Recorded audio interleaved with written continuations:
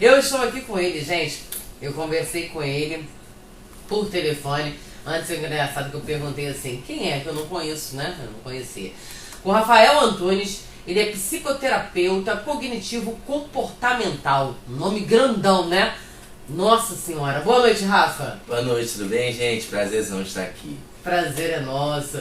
Deixa eu te falar, quando você mandou os áudios, engraçado, que quem fez contato foi o Caio. Caíto. O Caio, e ele falou assim, você conhece o Rafael? Eu falei assim, poxa, eu não conheço e tal. E ele falou assim, poxa, ele é terapeuta, ele fala sobre comportamento, transtorno, não sei o que. Eu falei assim, poxa, pede ele alguns detalhes, quando você passou o áudio, aí eu fiquei escutando os áudios, vocês explicando. Eu falei assim, cara, vou levar esse cara no programa. Legal. Pra você ver como você, né? A pessoa quando tem Muito o legal. dom, né? E a gente hoje vai falar sobre os transtornos na aprendizagem. Transtornos na aprendizagem pode ser Catherine, todo mundo sofre. Será que sim ou será que não? Rafael, transtornos na aprendizagem, todos sofrem transtornos na aprendizagem? Então, vamos lá. Primeira coisa que a gente gosta de falar, Catherine, é que a nossa linha de raciocínio, nossa linha de tratamento tem muito a ver com a terapia cognitivo-comportamental. O que é isso? A gente defende um ponto de vista numa terapia baseada em processos. Resumindo, para não ficar fora de entendimento, é uma terapia que a gente vai avaliar o quanto aquele sintoma está afetando você como indivíduo, independentemente do laudo, independentemente do diagnóstico, ou seja, transdiagnóstico.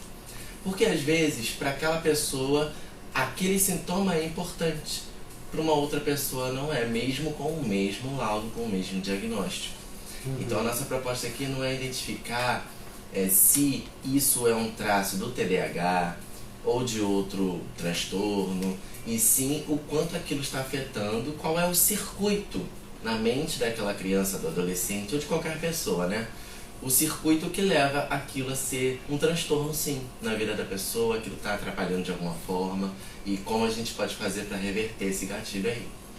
Tá, agora, o que difere, né, a dificuldade do transtorno? Certo. Porque tem crianças que têm dificuldade de aprendizado. Sim. Que é bem diferente de transtorno. Como que a gente pode fazer essa diferença? Nesse caso, todo mundo tem alguma dificuldade, como tem também alguma inteligência, alguma área de interesse maior, né? Uma pessoa com inteligência, por exemplo, de lógica, de raciocínio lógico, de matemática, talvez tenha dificuldade em uma outra matéria. Isso é comum, isso é normal. Mas tem gente que tem algumas dificuldades e essas dificuldades são emocionais.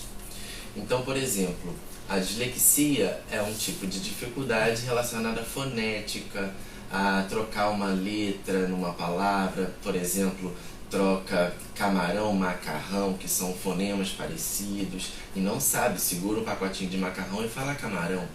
Né? Então, assim, é uma troca constante. Quando há uma constância e está afetando mais de uma área da vida, não só a educação no sentido escola, mas a educação no sentido geral, entender o que é grande, o que é pequeno, entender uma dimensão de uma expressão, a convivência social, afeta mais de uma área na vida, esse transtorno já se enquadra especificamente em um transtorno mesmo pelo DSM, pela saúde mental em si.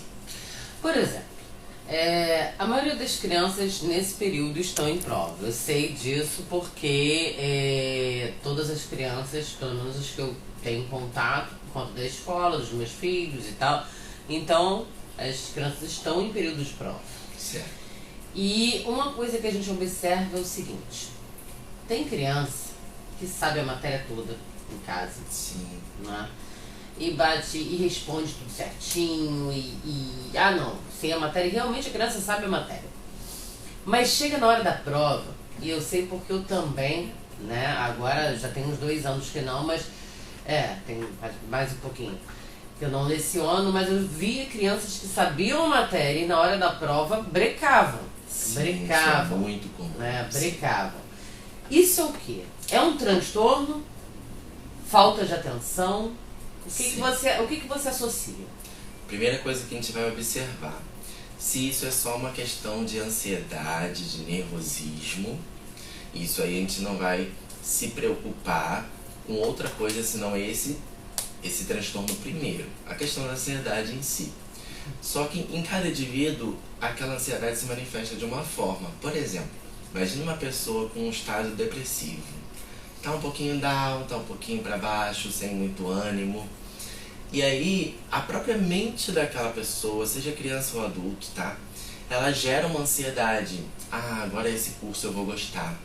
Agora isso aqui, essa série nova, nesse programinha novo, eu vou amar assistir. E ela gera aquela expectativa. Isso é a mente gerando ansiedade e, nesse caso, a ansiedade não está sendo um transtorno. A ansiedade todo mundo tem e ela é saudável, né? Até um certo momento. Quando começa a dominar, já se passa a ser transtorno. E aí, no caso, não é a ansiedade em que está em questão, é o porquê, é o circuito em que aquela mente está precisando da ansiedade. E às vezes ela não sabe usar na hora certa. Ela está colocando uma expectativa muito alta, na verdade, para vencer uma sensação de desânimo que estava no estado depressivo antes.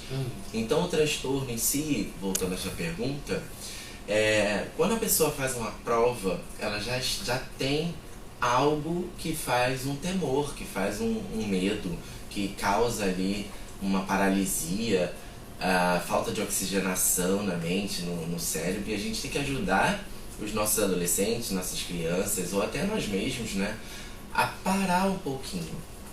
E aquele momento é crucial para que aquela ansiedade não se torne um transtorno. A respiração. Muita gente fala de respirar, né? Mas na verdade não é só ser zen, não é ser uma pessoa com um perfil que talvez não seja o seu. Mas é parar um pouquinho, dar um passinho para trás e analisar o que realmente está acontecendo. É só um papel me fazendo perguntas.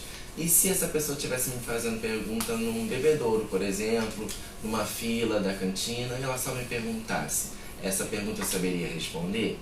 Então essa criança vai ter mais calma para pensar realmente na pergunta, e sim no tabu, no medo, não no tabu, né? No medo de que aquilo, ela está sendo testada, ela está sendo avaliada, que é a sensação que geralmente ocasiona isso. Bom, gente, olha só, tá vendo? É muito bom, cara. Olha, ó, o Juninho observando, ó.